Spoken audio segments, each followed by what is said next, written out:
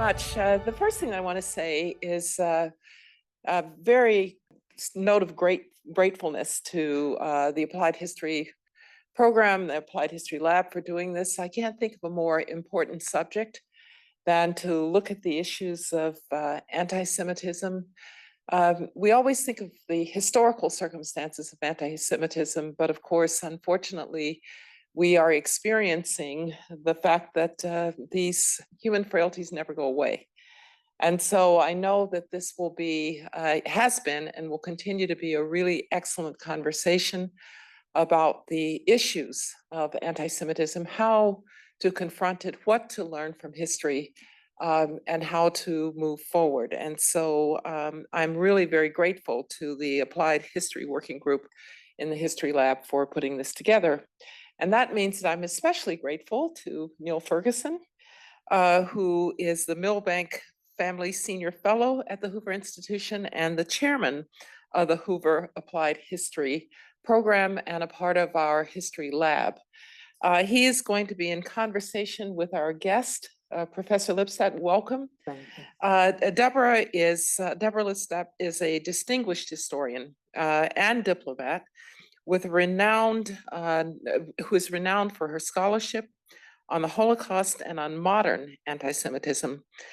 Deborah currently holds the title of University Distinguished Professor and is the Nord Professor of Modern Jewish and Holocaust Studies at Emory University, where she has taught since 1993, where clearly they must have brought her on at the age of 11. I think it will be a wonderful conversation. I will say that in addition to historical scholarship and her advisory roles, she's answered the noble call of public service from May 2022 until January 2025. She served as the US Special Envoy to monitor and combat anti-Semitism. And so, in fact, it is knowledge in practice that we celebrate today. And so let me invite to the stage Niall and Deborah for the conversation. And thank you very much for your attendance at this important symposium. We're delighted to have had Secretary Rice come and introduce this session. I'm extremely excited to have a chance to have a conversation with you, Deborah. You've been doing an extraordinarily important and difficult job, as Secretary Rice just mentioned, as US Special Envoy for monitoring and combating anti-Semitism. I wanted to begin by asking you what you've learned in the course of performing that role. You've just finished. I mean, you've more or less unpacked or cleared your desk and come straight here, for which we're enormously grateful. But it couldn't be fresher in your mind. So let's begin with what you learned doing this job. I learned that living in the world of diplomacy and living in the word I used last night with some of the members of this session, in the rarefied world of the university, are two separate worlds, two very different worlds. And I learned, it took me a while, but I had a very good team that I built up. When I came in, there were about 3.5 people, not a half a person, part-time person on our team. When I left, we had 21 people, which also speaks to the gravity of the situation. I learned that there is, to borrow a phrase from Ecclesiastes, popularized by Bob Dylan, a time to speak and a time to be silent. A lot of what we did was done quietly. We did not see ourselves as another, what's called in State Department parlance, stakeholder organization. In this case, it would be Jewish organizations. If it's women's issues, women's organizations. But we didn't see ourselves as replicating stakeholder organizations. But that we could, if we moved properly and figured out how the State Department worked, and I had some senior foreign service officers on my team, so that was very helpful. We could use the levers of government. Our objective was to use the levers of government to combat this issue, to make it more broadly understood. So that's one thing I learned. I also learned on the third day I was in office. In fact, I had just been sworn in administratively. I was ceremoniously sworn into the White House a few weeks later, but I had to get into the building. I had to do the administrative swearing in. I woke up and I heard on, I guess it must have been Morning Edition, that a group of Jews had been ejected from a flight by Lufthansa from JFK to Frankfurt. A group of Hasidic Jews. I don't think they specify. I said, oh, that can't be right. That must be wrong. Of course, as I got to my office, I found out it was indeed correct.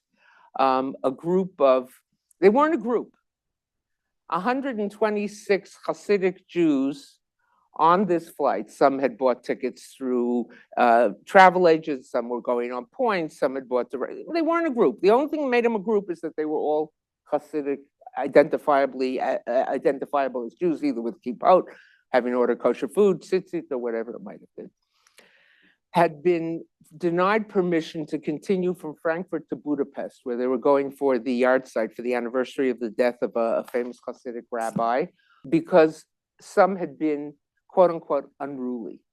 It turns out that some of the people on the plane had, Lufthansa then still had a mask mandate.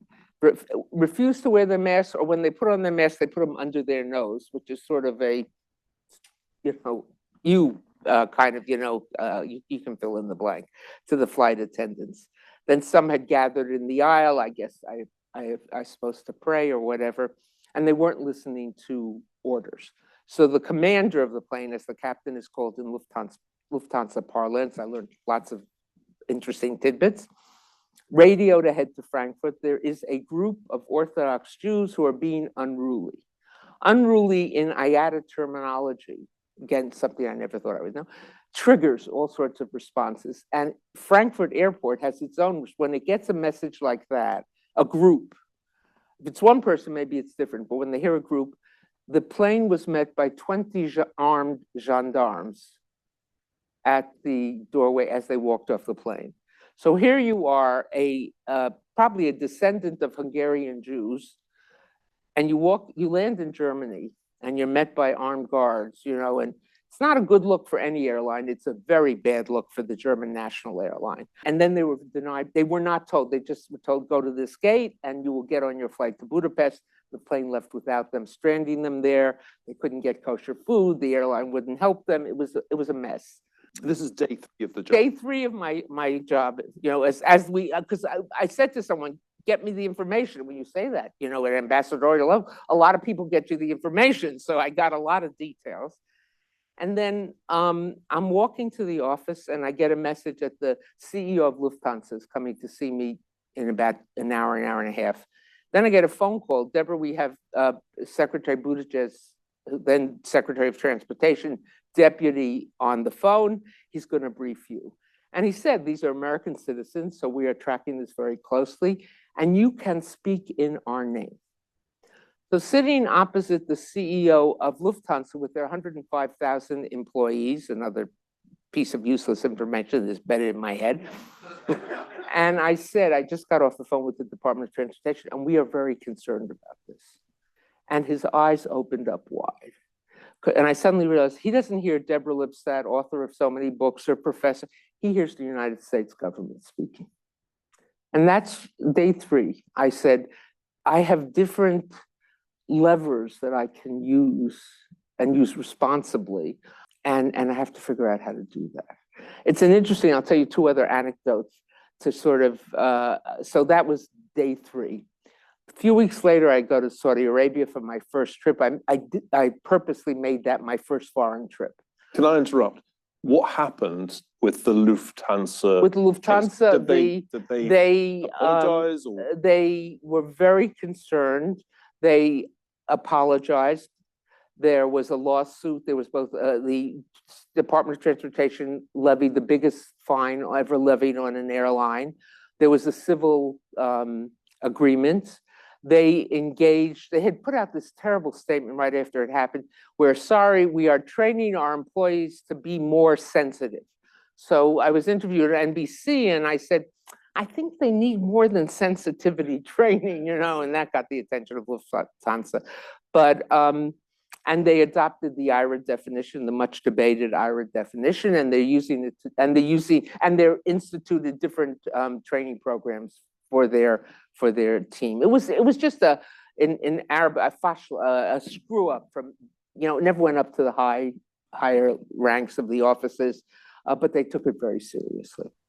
Fast forward about 3 weeks later, having come from Saudi Arabia to Jerusalem, I'm in my hotel and I hear that a group of 4 or 5 American families who are having bar and bat mitzvahs at the southern end of the Kotel. There's an area where, according to the Israeli government, non-traditional bar and bat mitzvahs and celebrations can be held, were accosted by young, I don't want to call them hooligans because that lessens, they spit on them, they tore up the Sidurim, their prayer books, and the police were nowhere to be found. So together with my deputy, I got on the phone right away to make sure what he had heard. We tweeted out, had this happened in any other country, we would have no trouble describing it as anti-Semitism, which was, when he was in Israel about 2 months later, the chief rabbi of the wall, Rabbi Rabinowitz, said, your boss, Ambassador Lipstadt, called it anti-Semitism. And no, he didn't. No, she didn't. She said, Then a month later, I'm in Belgium at a conference convened by the EU with our very strong support, because the Finns were considering an animal welfare bill, 1,200 pages. I did not read the whole thing, but in the bill, every aspect of animal welfare was that before slaughtering, animals had to be stunned, which would of course make them ineligible according to kashrut. And for many halal, there was certain interpretation of halal which would accept it, but as we went through the bill, we discovered it allowed for fishing, hunting, and cooking of lobster and crawfish, where you sort of boil them alive. And we said, well, if you can make an exception for those, you can make an exception for this. We worked very closely with our embassy in Finland that took this very seriously, and they began to investigate, et cetera. And with the EU, with my counterpart at the EU, a terrific woman, Katharina von Schnurbein, we convened this conference on religious slaughter. And it was attended by a representative of every EU country and Jewish groups from around the European continent and many Muslim leaders as well. And eventually Finland dropped that clause from the bill. Finland does not do kashrut. There are 1,200 Jews, does not do shchita, does not do religious slaughter. But we were afraid of the domino effect.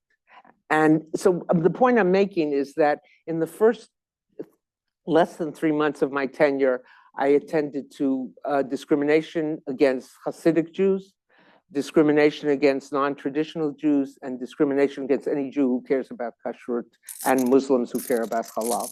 And it gave me a sense that I had to speak, it didn't matter where it came from. If there was something that reflected either conscious anti-Semitism or inadvertent anti-Semitism, I had to be attentive to it. I can imagine a history in which you carried on doing that kind of work, dealing with cases, as you say, of unintentional, cases of intentional hostility towards Jews or Jewish practices.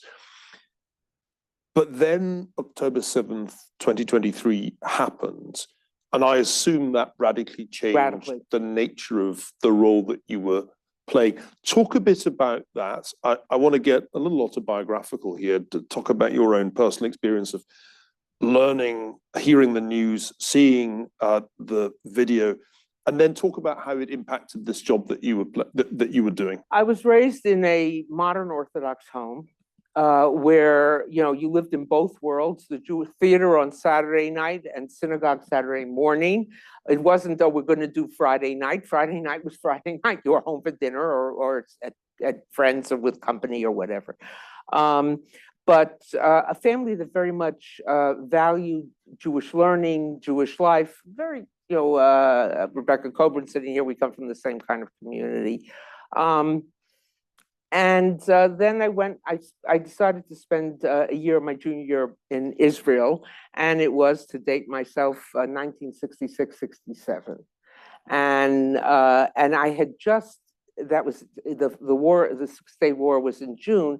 In April, I flew to Greece, met my sister in Greece who had been studying at LSE, and we went Greece and Turkey. Then I got on a plane in Turkey and flew to Damascus. and went through Syria, Jordan, across the Allenby Bridge, through the Mandelbaum Gate into Israel.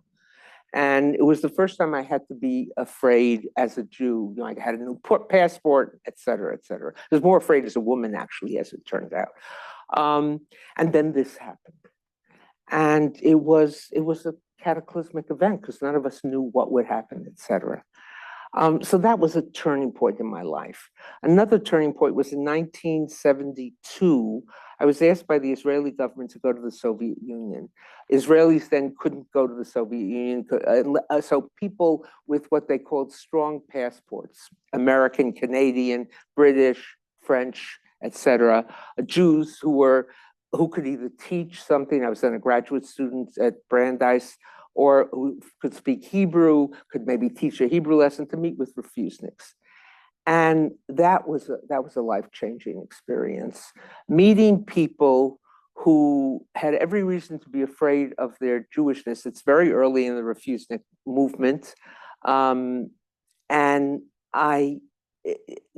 their bravery, their innate bravery was just so overwhelming. We're in the Schultz building. About 4 or 5 years ago, I was at a conference in Oakland, and George Shultz came and Natan Sharansky was there, and the two of them were in conversation, reminiscing over those events. And and then we were in Moscow, Kiev, and Chernovitz or Chernovitzy, Bukovina, and we were supposed to go to Kishinev. Steve Zipperstein is here someplace, and the KGB detained us for a day and then kicked us out. So I suddenly felt personally afraid as a Jew. So all those things were markers. And then did those experiences, sorry to interrupt, make you a Zionist? What was your relationship to Zionism at that stage? I had grown up in a home, you know, my father had come from Germany, he came in the 20s. He wasn't a refugee from Hitler, but very strong Israel connection. And then being in Israel during the 6-Day War, you know, I sort of was on the cusp. There's so many students on this campus and every place else who only know a very strong, powerful Israel. We didn't feel that way when we were sitting in Jerusalem during those days. That then seeing these brave Soviet Jews who were, you know, some had been scientists and mathematicians, and now were night watchmen and women in cold, damp, dark lobbies of office buildings and things like that, or their children being harassed at school. It gave me a sense of there are people who, how easy I have it as an American, and this is a real thing, you know. And it was then that I switched to studying about the Shoah, and I started by studying about American responses to the Shoah and the silence. In fact, fast forward to May of 23 rather, when the White House released the national strategy on combating anti-Semitism. There were 4 of us who spoke at the White House at the podium.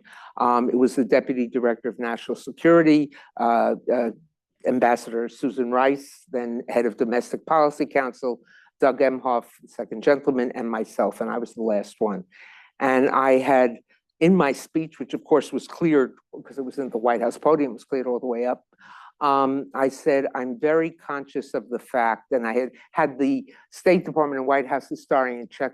I said how many feet I was standing from where the State Department, because State Department offices used to be in the executive office building, from where people were turned down for visas in the 40s. That was a powerful moment. I'm getting verklempt, you know, not very diplomatic. But to stand there and know that 100 yards was 100 yards from where I was standing, there were the offices where people were turned down, and we were issuing a national strategy on fighting anti-Semitism. That was really something. Then back to your question of October 7th. October 7th, I was in Rome. There was a conference at the Gregorian Institute, the Jesuit university associated with the Vatican, and the Holocaust Museum on the opening of the archives, which Pope Francis had opened. And I was standing in my room getting ready. I think it was a Saturday morning. It was Shabbat. It was Chag. to go to synagogue. I was going to a synagogue of Jews whose origins were in Libya, who had come to Italy. And I heard this, I said, oh, another attack. But by the time I got to synagogue, suddenly I noticed that in the morning, the day before, I just had a driver. Now I had a driver and a car behind me, and et cetera, et cetera.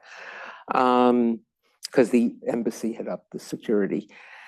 And it was a sobering experience. We had tried to get a meeting with the Pope for me, an audience for me with the Pope, and we hadn't been able to arrange it. And Monday we got a call, the Pope will see Ambassador Lipstadt, and I sat with him, and then we were just learning about the hostages, and I talked a lot about that. And he made some positive statements then he's made some more equivocal statements.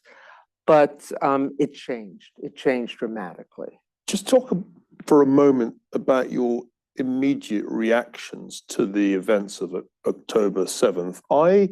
As an historian, you can't have missed the echoes of the Holocaust in the behavior of the perpetrators, particularly the use of sexual violence as well as a woman as murder. Mm. I'd love to get your thoughts on that, because my reaction, having for years taught the Third Reich special subject at Oxford, having written about the Holocaust in the book Cold War of the World, was they're deliberately reenacting a Holocaust scene. This is a conscious design. This is a designed allusion to the Holocaust. I'm very reluctant, just as background, and there are enough people here who know this, that I'm very reluctant to make Holocaust analogies. I think that it's made too often, too cheaply, too glibly, etc. And in fact, even today, when people ask me, is this 1939? I say no. There's something very different.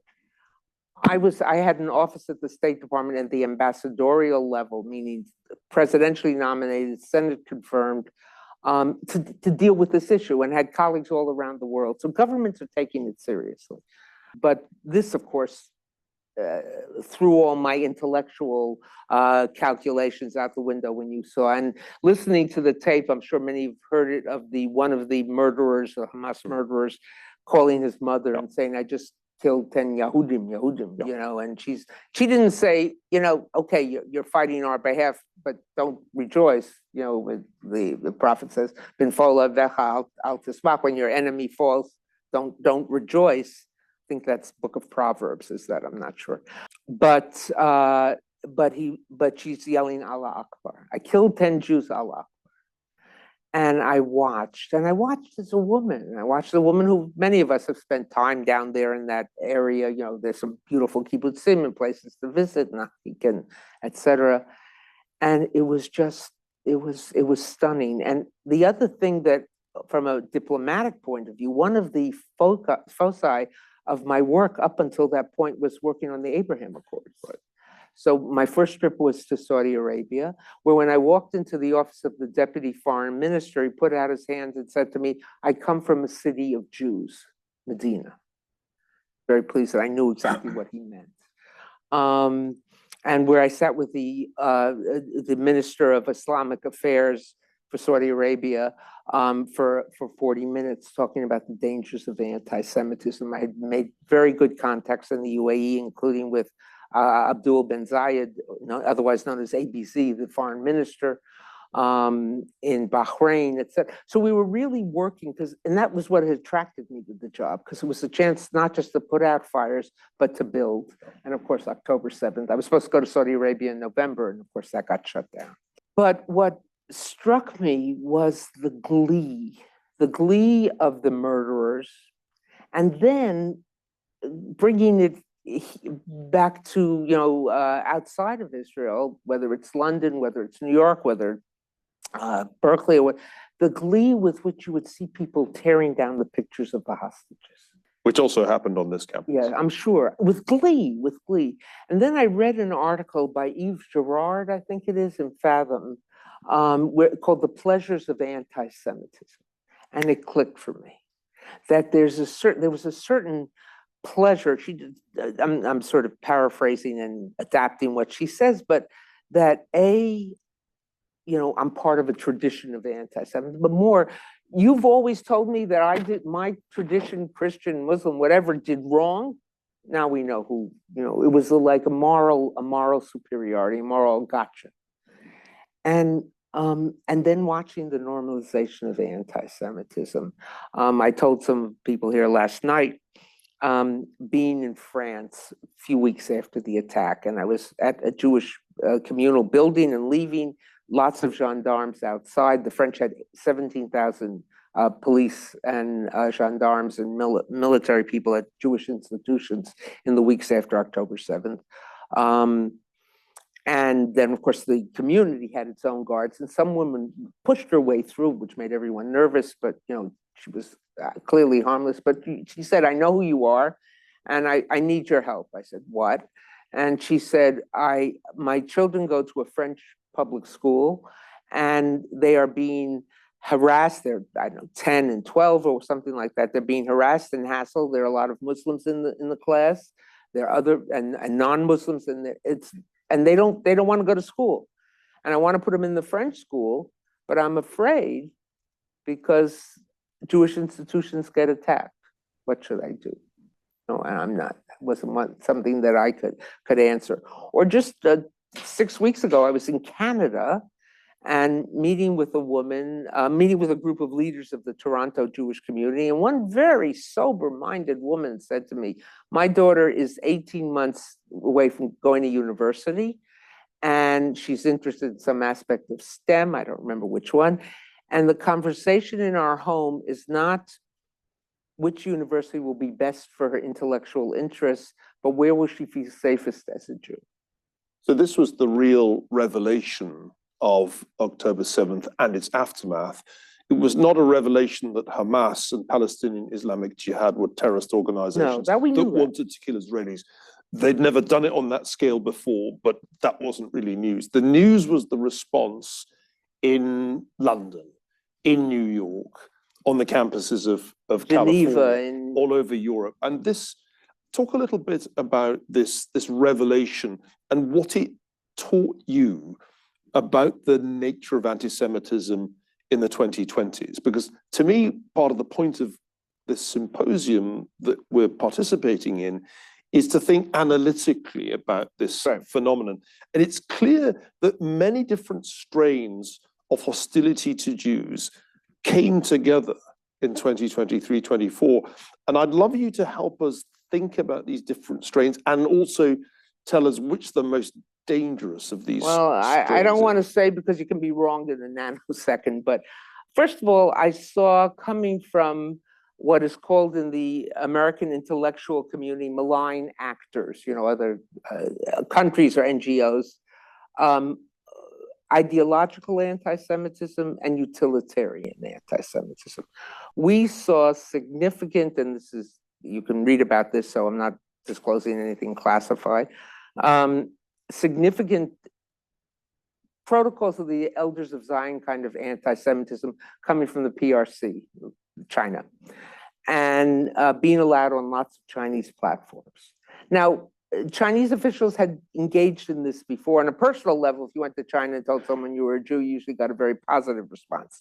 But from the government, we had heard this before. But this was a wave that caught everyone's attention in the American intelligence community. And they asked me, I went into some of the intelligence agencies because they asked me to sort of help them unpack it. And I said, I see this more as utilitarian. This is an attempt for the PRC to establish its bona fides with what we now call the global South, with we're with you, they're with them. Then we saw ideological anti-Semitism coming from Iran. And in fact, Iran had a direct hand in organizing some of the student demonstrations. We know that. It was, if you want to see a former director of national intelligence, Avril Haines, very respected and very competent director, issued a statement on July 9th indicating that, and there was other evidence as well. And from Russia, lots of the misinformation coming from Russia, I would say it's both ideological and utilitarian, to draw that difference.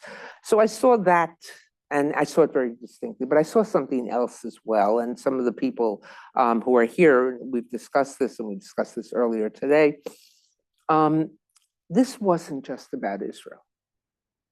For some people, this started about Israel, and then it grew to being an attack on Western society. I'm going to use very glib terms. I know that they are easily unpackable, but we only have an hour. So, I'll write my book and I'll be more discreet in my book and nuanced in my book. Western civilization, Western values, democracy, and who is the epitome of the client state of the most horrific element of Western democracy in the United States is Israel.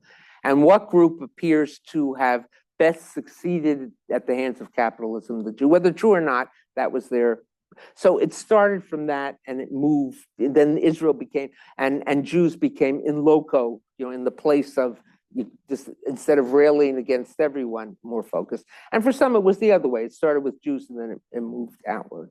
But this is more than solely an attack on Jews. And in fact, in my travels, and I think in the end, my staff told me I visited 33 different countries and some of them multiple times. I lived on a plane, but no time to use all the frequent flyer miles now. But what the message I tried to give and the message I imparted, and I think to some degree it was heard because I now hear foreign ministers and heads of various countries saying what I said to them without crediting me. And someone in my team said, well, how come they didn't credit? I said, that's better because they think it's their own. And what I told them, I said, is you have to think of the threat of anti-Semitism in a multi-tiered fashion. Bottom level attack on Jews, Jewish institutions, and those associated with them. When I went to Buenos Aires for the anniversary of the bombing of the Jewish Community Center, during the ceremony, it's very powerful. Everybody's given a picture of one of the victims, and when the siren goes off, you raise the picture. So the people become the memorial, and when the sirens go off, the memorial disappears. I held up a picture of a young man who was not Jewish, who was in the building because his mother was taking a course on being a home healthcare aide, and he was with her.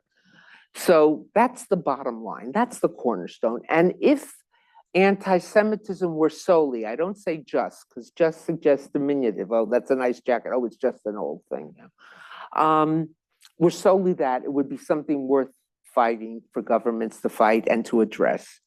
But it's more than solely that. It's a threat to democracy. And often we say, oh, this is a threat to democracy. But think about it. If you buy into the anti-Semitic conspiracy theory myth, the Jews control the banks, media, government, judiciary, you've given up on democracy. And the corollary of that, or the mirror image of that, is for the victims, or the people or the objects of the animus. They look here and there for someone to represent them, and they don't see it. I think of the students at UCLA who are barred from getting into the library unless are you Jewish? Yes, denounce Israel. And they look, UCLA has a very robust police force, nowhere to be seen. So they also so that threat, the threat to democracy. Third level, the threat to national stability and security. The anti-Semitism becomes, in the Yiddish term, kochlöffel, the way to stir up the pot. I'll give you an example from history. Late 1959, there's an outbreak of anti-Semitism in the Federal Republic of Germany, West Germany. And it was unexpected. And it's very benign by today's standards. Tombstones are knocked over, freshly rebuilt synagogues have swastikas painted on them. And then it spreads to New York, to London. And they weren't quite sure where it came from. And after some investigation, and then later into the 80s and 90s, with the defection of Soviet KGB people, it was the KGB working with the Stasi and working with communist sympathizers in these different countries. And they tried to give the impression that there were neo-Nazis. Exactly. In the West. Well, and they had a problem because they stopped it because it was so successful that it made the neo-Nazis. Oh, the neo-Nazis are back. They didn't call them neo then. It was only 14 years after the war. The Nazis are back. So here they were. They're sworn enemies. They were. But to show that. But the initial initiative was, Thomas Rid does this in his book on active measures on Soviet and Russian disinformation. The initiative was to paint Federal Republic of Germany as a not reliable ally. It wasn't to spread anti-Semitism, but to say, you think the West is so great, you can't trust them. And we see that today with PRC and others, that it's a way of destabilizing, of creating doubts about the stability of the West. That's why I think the idea that many of the encampments and many of the worst things we've seen have been on elite universities. That's not by chance. That's not by chance. So I had those three levels. And then in November of this past year, I was at the Paris Peace Forum. And in a side event, I was in conversation with Manuel Valls, who was Prime Minister of France during the 2014 Charlie Hebdo Hyper Cacher tragedies. And at that point, many French Jews were considering leaving France. I think the then Prime Minister of Israel, the current Prime Minister of Israel, the often Prime Minister of Israel came and told them they should leave, etc. And Valls said, France without Jews will not be France. And I said to him, I said, you weren't talking to the Jews at that point and saying, stay with us, sit with us here, you'll be safe. You were talking to the French society.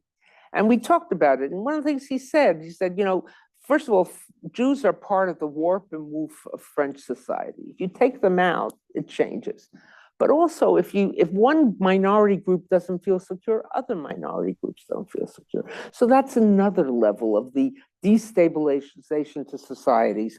So that when you see anti-Semitism, I said this to the mayor of Amsterdam 4 or 5 days after the attack on the soccer fans, and I said it to some of our leading intelligence agencies, that when you see anti-Semitism, think of it as the yellow, not the canary in the coal mine. That canary is so dead, you know, I hate that analogy. But think of it as the flashing amber light before the light turns red. That red light may not be more anti-Semitism, but anti-Semitism as the harbinger of a destabilized society. And that was part of what we did. One of the things that I find fascinating is that today's anti-Semitism, wherever one looks, doesn't include an enormous amount of old style National Socialism, fascist anti-Semitism. There's the sort of remnants of that, and you can find it if you kind of know where to look. Mm-hmm. But I would say it played almost zero part in the pro-Palestinian or even pro-Hamas demonstrations on campuses. The legacy of the Soviet propaganda that you just talked about, one can detect that in sections of the left in Europe and indeed on the campus left. But I still don't think that's a particularly powerful force anymore. What seems to be driving today's anti-Semitism, particularly in this kind of realm we're talking about of American or British campuses, is a strange alliance between a new kind of radical left that is focused on identity politics. They call themselves progressives, but I'm not sure that's a great designation. And on the other side, Islamists, or maybe put it more broadly, Muslim student groups. This seems like the most unlikely combination, summed up with that poster that everybody remembers, Queers for Palestine. Outside the State Department, I'm going in on the 21st Street side, and there's a small demonstration, and one trans woman was standing there, Queers for Palestine. And I had on my State Department badge, and I was about to go into the building. People knew who I was, the guards knew who I was, et cetera. But if I had been in anonymity, I would have said, go. Right. I'll fund you on a one-way ticket. Yeah. You will not need a return ticket. Yeah. I'm happy to get you a return ticket, but it will not be used. Yeah. It was such a weird kind of. How do you explain that apparent cognitive dissonance? Because I can't. It's the one thing that I'm baffled by. Why you would make comment? Why people on the radical left, the woke left, as they're sometimes called, would end up making common cause with Islamists who seem entirely committed to the destruction of those? I think, you know, it would be easy to say, oh, it's simply they all hate Jews, and this was and I think there's part of that the anti-Semitism is, I don't know whether it's in something that has continued, and we talked about this a little bit this morning, over the centuries, or the modern is something dramatically different, but there is a strain of continuity. It is what Professor Robert Wistrich used to call the oldest, longest, continuous hatred. And it is, you know, there've been others that have been worse at times, and it is so built into so many different societies. It is like a mutating virus. I got pushback at the State Department when I referred to that in one of my talks, and someone said, well, this is insulting to people who have a virus. Tells you a lot about the State Department. Well, not everyone, I know, not everyone. There's some very good people there, very, very good people there, but that was a killer. But it's what some people are calling a shapeshifter. So it's a mouthful, but it takes it fills that need. And I don't want to make it sound like it's this metaphysical kind of thing, but it has emerged in so many different categories and capacities and definitions and compositions that it serves that purpose. I also think that Jews can be annoying, they can be noisy, they talk about themselves as victims. And, you know, when you think about prejudice, most prejudices, certainly let's say racism, you're punching down. That person is okay as long as they know their place. I'm in Atlanta, a city surrounded on four sides by Georgia. They say in Atlanta, the further north you go, the more in the south you are. But what was the great thing? That a Black person shouldn't be uppity. A 50-year-old Black man was boy. You got off so as long as you knew your place, because we need you to clean our houses, we need you to whatever, work in the fields, whatever it might be, etc. And there's some of that pushing down in Jews, certainly Haredi Jews, ostensibly Orthodox Jews. If you go to Brooklyn, you know, you'll see some of that as well. But there's another element to anti-Semitism, and it's the punching up. That Jews, going back to the conspiracy theory, Jews are engaged in this conspiracy. They're small in number, punching above their weight, and their objective is to harm me as a non-Jew, and they must be stopped by any means necessary. So you get that combination together with this enduring hatred.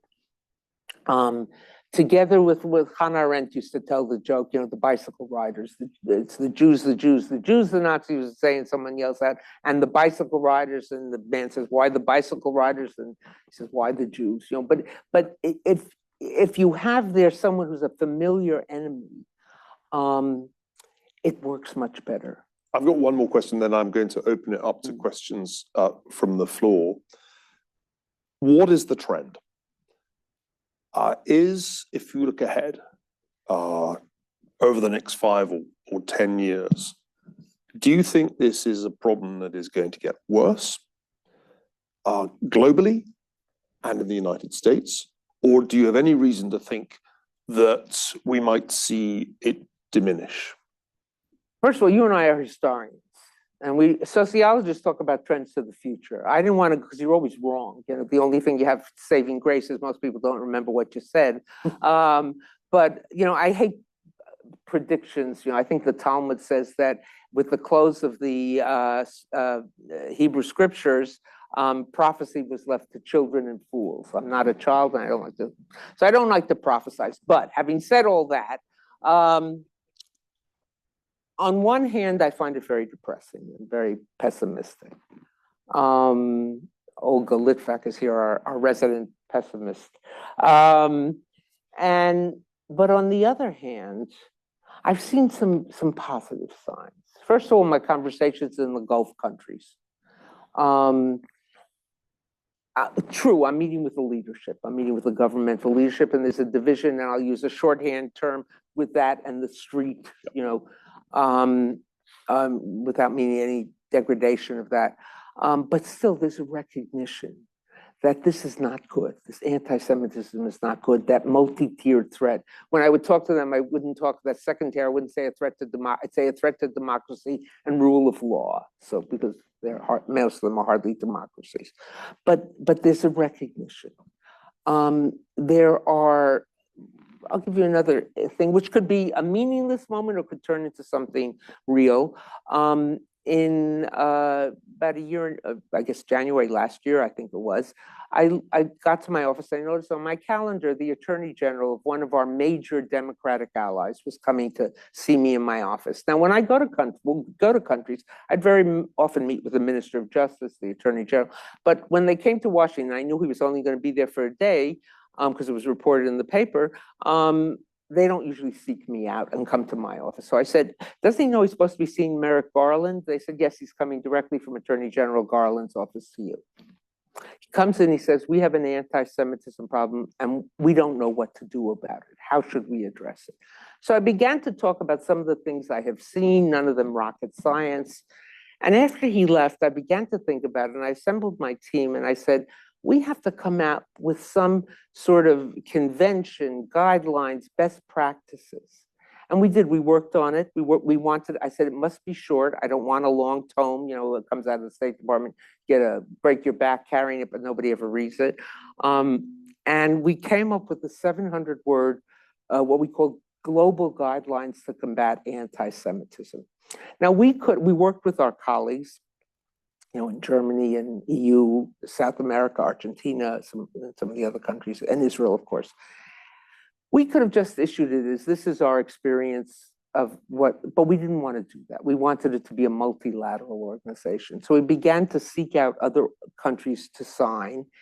And we decided, this was happening January 24, I was going to Buenos Aires in July 24 for the 30th anniversary of the AMIA bombing, a bombing by Hezbollah with the support of Iran. Some things never change. Oh. We decided we wanted to issue it there. And we composed these 700 words, 12 paragraphs. First and foremost, leaders have to speak out. Secondly, don't weaponize anti-Semitism. It doesn't matter if it comes to the right, the left, wherever, it's wrong. You know, enforce your laws. Protect. We talk about the IRA definition as a useful tool. And enhance Jewish life, because we also know that the more you demystify Jewish life and demystify the Jew, that also helps. And right before we left for Buenos Aires, about a week before, I was interviewed by a newspaper, my deputy, who comes from the communications world, or PD as we call it, public diplomacy world, as they call it in the State Department. She said to me, well, how many countries have signed on? I said, well, we have 26. I'm hoping by the time we get to Buenos Aires, we'll have 30. And I could see he got very tense. And afterwards I said, what's wrong? He said, under promise, over perform. P.S. By the time we got to Buenos Aires, we had 32. We now have 39. EU, OAS, OSCE, and Council of Europe have all signed on, and others are in the offing. Very moving experience. I went up to talk to the Deputy Secretary of State about 10 days before I was leaving. He, of course, it was cleared through multiple offices in the State Department, and certain offices demarched other countries saying this is a priority for every embassy was working on this. Every embassy that we asked was working on this. And I went in to see John Bass, who was then Deputy Secretary of State, and he looked at the list and he said, well, where's Ukraine? I said, well, John, we started with our working through the EU. Those are our EU colleagues. He said, no, Ukraine must be on the first list. Well, it was July, early in July, and NATO was meeting in Washington. Washington became an armed camp, you know. And I said, well, I know the Ukrainian ambassador. We've met, we've talked, and we've spent time together. He said, right or no? And he said, I'm going to see her tonight. President Zelensky was also going to be there. And he said, I'm going to mention it or whatever. So I wrote her a letter. I said, I think you may have other concerns because I wanted you to know, and Deputy Secretary John Bass wanted you to know about this. And I sent it off. I was leaving for Buenos Aires 3 days later. I never expected to hear from them. And we didn't. Get to Buenos Aires, I'm there, and there's a congressional delegation that's also come to mark the anniversary of the bombing. and we're invited to dinner at the residence of the ambassador. And I'm in my car with my team, three members of my team, and I hear my deputy, yes, I'll tell her. And he says, that's the ambassador, Mark Stanley. He said, there's going to be a phone call for you when you get to the residence. I said, okay, we get to the residence. And I walk in and he's got his phone and he's talking. Oh, yes, here she is. A strange face. Someone, hello, I'm the Ukrainian ambassador to Argentina, and I've just informed by our foreign ministry we want to be in the first group of signatories. We don't want to be an add-on. So it's, we have now they stand as a testimony to our multilateral approach and what we thought best practices. And now the challenge to this administration, the challenge to stakeholder organizations, to those, I know some of you come from universities where there's institutes for anti-Semitism, to hold these countries' feet to the fire. Are you really abiding by this? And that gives me hope, because it went to the highest levels of most countries, their foreign ministries. And I'm glad you mentioned Ukraine, because we've talked a lot about the attack on Israel, but one of the stranger quirks of recent years has been the insistence on the Russian government's part that the Ukrainian government is a Nazi government, and the president is himself Jewish. So it's a crazy world. There's the GEC, I forget what the initials stood for because I always knew it, but a recently disbanded office in the State Department. But they put out a study showing Kremlin use of anti-Semitism and disinformation, both the Soviet Union and contemporary Russia. It's a tool. Yeah. It's that stirring up the pot. Yeah. So we have time, 15 minutes, just a little under 15 minutes for questions. Lord Roberts was quick. A microphone is coming your way, Andrew. Hello, I'm the chairman of the British Parliamentary 7th of October Commission.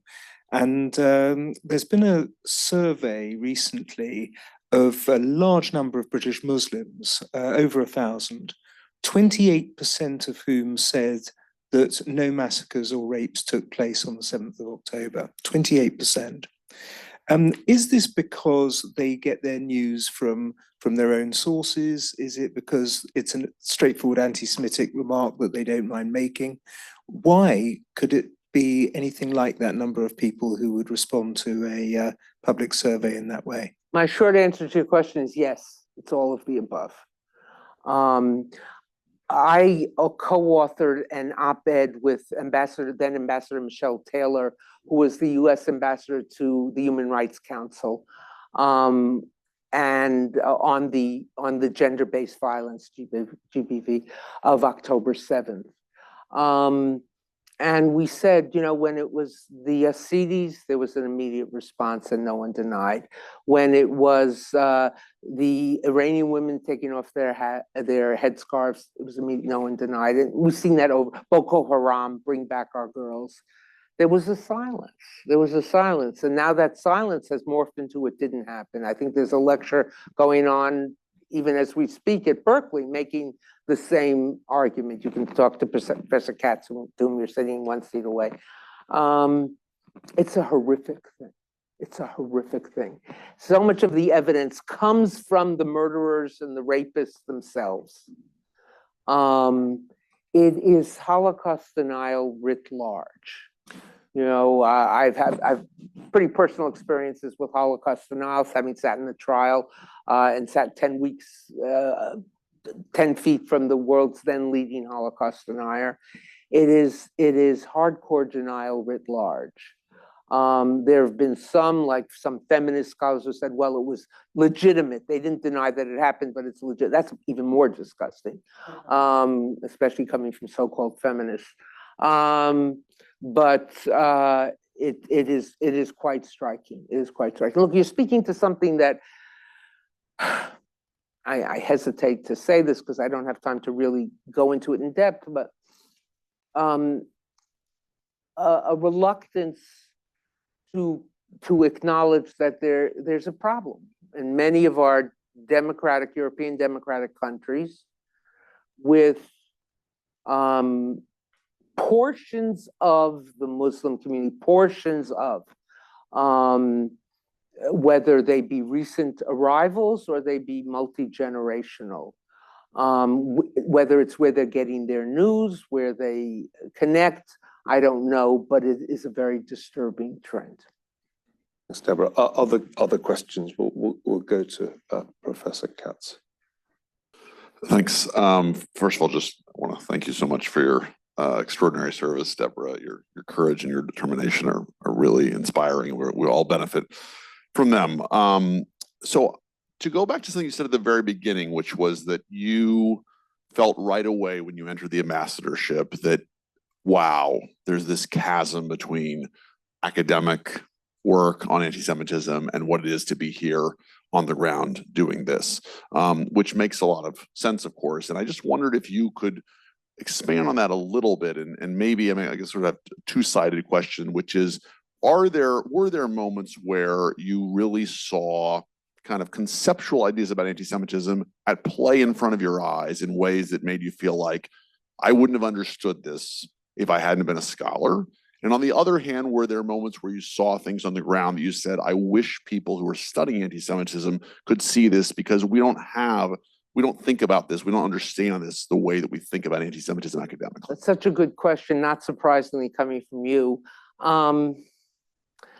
It's hard to pinpoint moments, but my team, at one point, two very experienced Foreign Service officers on my team came into my office and they said, you know what's special about you? I said, well, if you ask my sister, she'll tell you, but you know, they said, no, they had been in this office on, you know, they had different tours of duties, but they had watched some of my predecessors.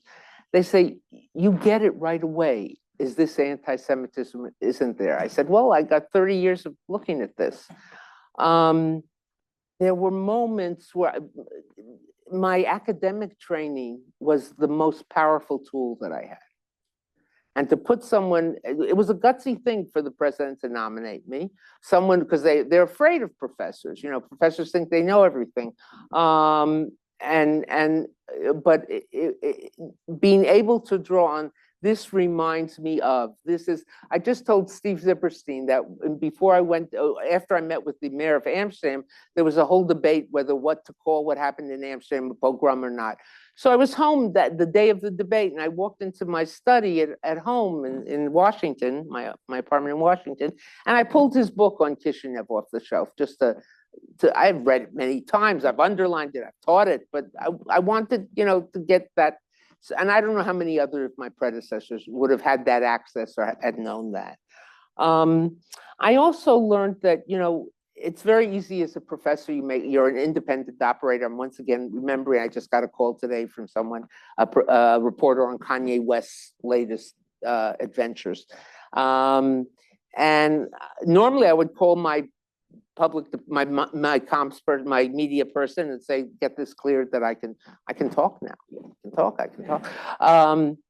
But there was also times when I learned to be quiet, that we did things quietly, that we pushed back, that there was one incident in South America where the head of the country had said horrific things. I wanted to speak out, and I got a call from the secretary's office. He's on his way there now, and oh no, he's at a meeting where this guy will be anyway, and he's going to talk to him personally.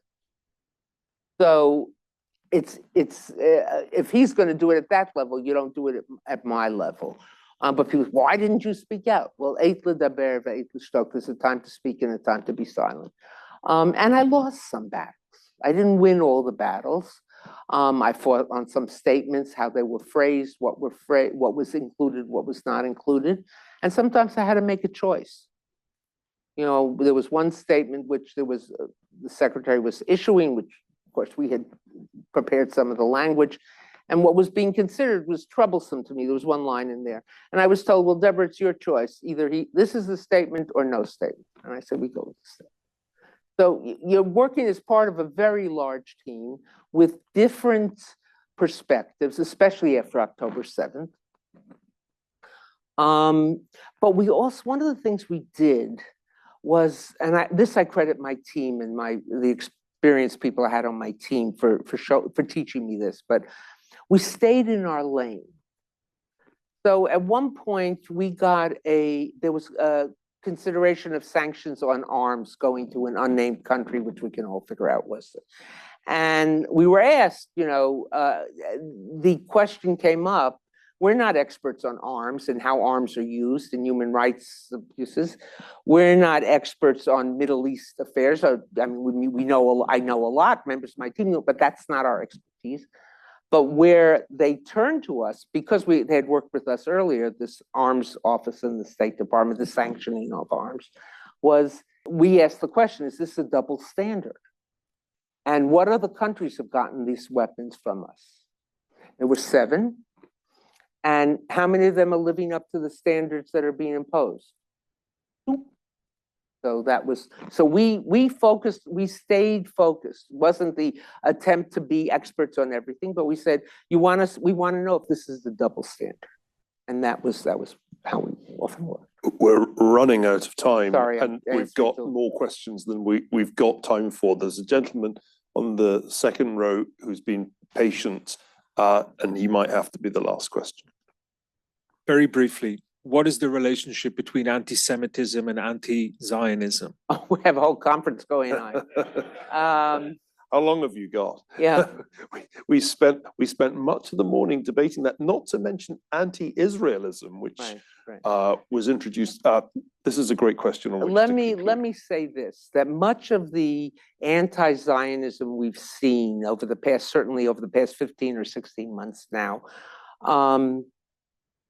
has veered into overt anti-Semitism, or has begun as anti-Semitism and has been couched in anti-Israel positions. Criticism of Israeli policy is not anti-Semitism. If that were the case, all those Israelis who are on the streets every Saturday night, protesting would be anti-Semites, and of course that's ridiculous. But too often it veers into that, or plants, and veers may be too kind a word, it is firmly in that. When you're firebombing a synagogue in Montreal, when you're attacking a Jew wearing a yarmulke in Times Square, when you're painting Jewish stars on apartment houses in Paris, some of which may have been Russian, Moldovans did that, but in other places, that's not being pro-Gaza, that's not being pro-Palestinian, that's not even being pro-Hamas. That's being anti-Semitic, plain and simple, and I think it has to be called out as that. Well, Deborah, it's been a great pleasure to spend this hour with you, and thank you for speaking so frankly, now that you don't have to have your every statement cleared. I spoke frankly even then. I caused a lot of discomfort, but I can imagine elements in the State Department that would have been made quite nervous by some of the things that you've said this afternoon. I didn't want it to get lost in the conversation that you actually had entered the public sphere and left the academic sphere before you took this job as special envoy. I first became aware of your courage during the libel trial when David Irving sued you. I hadn't realized, because I'd forgotten how long that process took, an incredibly protracted, 4 years, harrowing more than 4 year trial, which you won. And when you won that case, the Times of London wrote, "History has had its day in court," and scored a crushing victory. We who are historians don't get many victories as big as that one, but that taught us all, particularly historians working in Britain who'd had to contend with Irving's increasingly false accounts of German history. What a courageous person you are. So thank you so much for your time. Thank you. Please join me in giving a big hand. Thank you.